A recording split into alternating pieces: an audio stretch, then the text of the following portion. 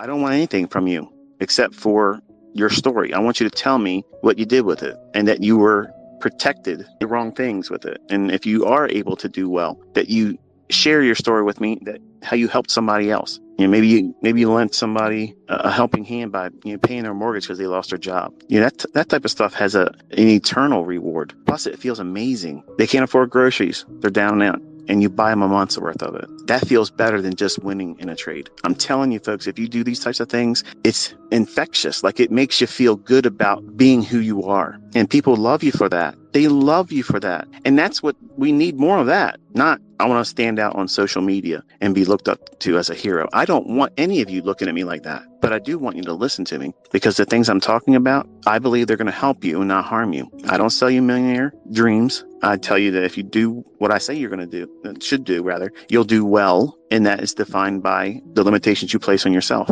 You can make it as much as you want, or if you just want to make your ends meet, that's what I think is the most reasonable thing to do. If you can find a way to make your largest expense each month through your speculation, to me, that's rich, because your major expense, the one that cripples you, if you don't have your total hours worked at your job or your second job, or your wife or husband working with you as a second income, if that doesn't happen, you can't make that major expense each month.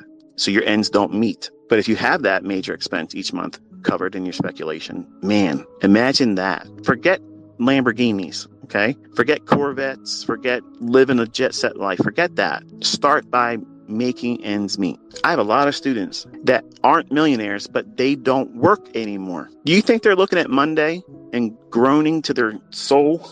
Oh man, Saturday's already started, and it means I only have today and Sunday, and then I got to go back to Monday again. They look forward to Monday because they know that they're not chained to the desk. They're not chained to their boss's limitations of when and how they can do something at the prostituted rate of return in exchange for their services to that employer. I mean, maybe y'all like being prostitutes. Maybe that's what you want to stay doing. You want to be pimped out by your employer, tell you got to work the corner Monday through Friday, and you'll get a vacation when they say you have a vacation. And you're not going to make any more money, but you better start doing more tricks, because the workload's increased and the staff has been reduced. So the Johns are all your responsibility. Maybe that analogy is a little too crude, but guess what? That's how I view working for other people. I don't have a pimp. And to me, if anybody just says, I'm going to just live my life living for my employer, you're cheating yourself. You're cheating your spouse, your significant other, your children. But how can you get to that level of wealth? Notice I said earlier, if you just have your major expense each month covered in your speculation, that's rich. You're a rich person if you can do that, because 98% of those individuals that you see passing you by each day, they can't do that. They don't even have an understanding that this can be done. Remember the first time you talked to somebody about Forex? Huh? What's a Forex? What do you mean you can make money by touching your screen and all of a sudden it just goes in your account? How can that happen? Where's it coming from? Whose money did you take? Is this legal? Yeah. So to me, it's amazing when I sit down with someone for the first time and explain to them what I've been doing my entire life. And they're like, how's that possible? Well, first of all, you got to understand that school is the indoctrination centers that make you stupid. All of us start out stupid. There isn't anybody that comes into this world and grows up as a child and is not falling out of the dumb tree and hitting every stupid branch. All of us are scarred with it. But the smart individuals, the ones that are thinking outside the box, okay, they get a taste of that bullshit and they think, there's something better has to exist, because I can't keep doing this. I got a wife, I have a husband, I have children, I have, my weekend warrior friends that I hang out with. But is this it? This is it? This is the American dream? I'm tied to a 30-year mortgage. I'm paying out my ass. And then the government tells me I better pay more rent and property taxes each year, or the thing that I own away. And I got to go back to that same place that I can't stand to work around the same people because they're in the same situation I'm in. They're miserable. You're forced to be among other livestock, and you're wondering why the place stinks like shit. You got to change your setting. You got to do that. Your employer ain't going to be like, you know what? You've been doing such an exceptional job. You deserve a new lifestyle. Let me make that happen for you. Don't report to work anymore. Stay home out checks for nothing, because you deserve it. You did very, very well. You were outperforming your quota for the last 6 months. And instead of employee of the year, you get a new lifestyle. Wouldn't that be great if it did that? Like that's what you all worked for, that type of thing. That's the kind of pension plan that would really want to work. But obviously, that's fiction. That's never going to happen. But you're either going to eat crap and deal with that the rest of your life until you can't do it anymore. That means get old, body breaks down, and live a miserable golden age of your life because you didn't do anything.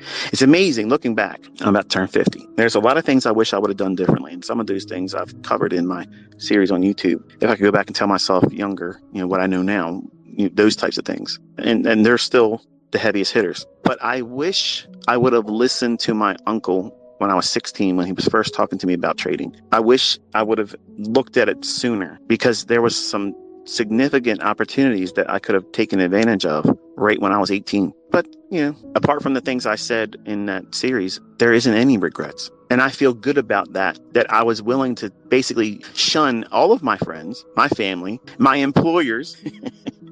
And I did it my way. When everybody else said, it ain't going to be possible, you can't do this, that's a pipe dream, you can't do trading, that's a gamble, no one can predict the markets, no one can time the market. Well, I should rename myself. I should go out there and change my name to No One or Nobody, because you all are part of this collective now. We can see things before it happens. We can see what the market's likely to do next. And I make it public knowledge. There's a lot of you folks that were on the fence before January started. When I told you all last year that I was going to be teaching for free, oh yeah, I'll believe it when I see it. Yeah, he's probably going to fall on his face and he'll just fade away into obscurity and nobody sees him again. Folks, there's been a large number of people that have been watching this unfold week after week after week since August of 2016. Now you all have a taste of it. It didn't cost you anything. You just had to keep showing up. Have I convinced any of you that it's possible? Have I convinced that I have a skill set that I am willing to lay in your hands for nothing, for free? And I get my rocks off doing it. I can make millions of dollars every single month if I said, here's the price tag. And here's the wonderful thing. You can trust what I'm saying, because I'm saying I don't want that fucking money. I don't need it. I am padded out for lifetime. So wouldn't you feel more comfortable with someone that, number one, can do it, could be making money off of you, could be fleecing you, and a whole lot of other people, leading the pack in education and mentorships and all that business, but still says, I love doing this for free? Doesn't that communicate consistency? Doesn't that communicate that the guy that's talking to you right now has no ulterior motive except for wanting to see you succeed? Because that's what I want. I want all of you to do well. I don't want any of you to look at things like I've discussed here that may be a little depressing. Maybe you didn't look at it like that. Man, I am being pimped by my employer. Maybe I am wasting my life. I don't want to be 50 years old and look back and say, I didn't do anything. I'm going to tell you something. The folks that are listening to this and don't do anything, when you turn 50 and you start thinking about the forks in the road, the choices you had laid before you and which one you took, you do not want to be, this guy did not ask for a dime. He proved it for months and I didn't do anything with it. How will your future self feel if you don't take the initiative now for free? See, you are watching me do it and others do it. And you may be thinking, I got time. I'll wait until something in my personal life, happens, and then I'll be more focused to do it. No, you need to focus right now. Knocking. You going to answer the door? Opportunity right now is knocking. Are you going to answer the door? Because if you don't do it, if you don't start working towards it right now, I promise you in the next 6 to 18 months, you're going to be so overwhelmed with uncertainty, anxiety, fear, because of all the shit that's going to be going on you're not going to be able to study. And you're going to be so panicked. You're going to be so fearful of what's going to be happening to you, where you're going to make your ends meet. Are you going to be evicted? Are you going to lose your home? Are they going to take your car because you can't pay the note on it? You have to find a way to make income. You have to. Whether your job holds you as essential or not, you must have a way to feed yourself and your dependents. And some of you just think you got all the time in the world. That world is gone.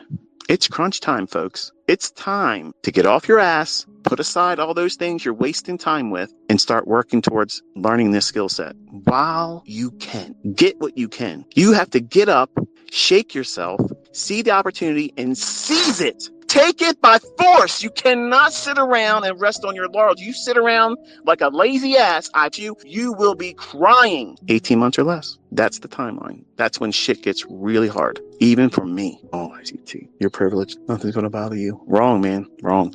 I have kids. Okay. I have kids that don't still listen, like some of you, because they listen to friends, families member saying, oh, well, you can do it this way and do it that way. And I'm their father and I'm living this stuff. They watched it and it's driving me nuts. Why don't you do what I do? It's like they've been like a spell's been cast over on like, I don't know. I don't get it, but it's not shocking to me when I see people that I don't have any relationship to.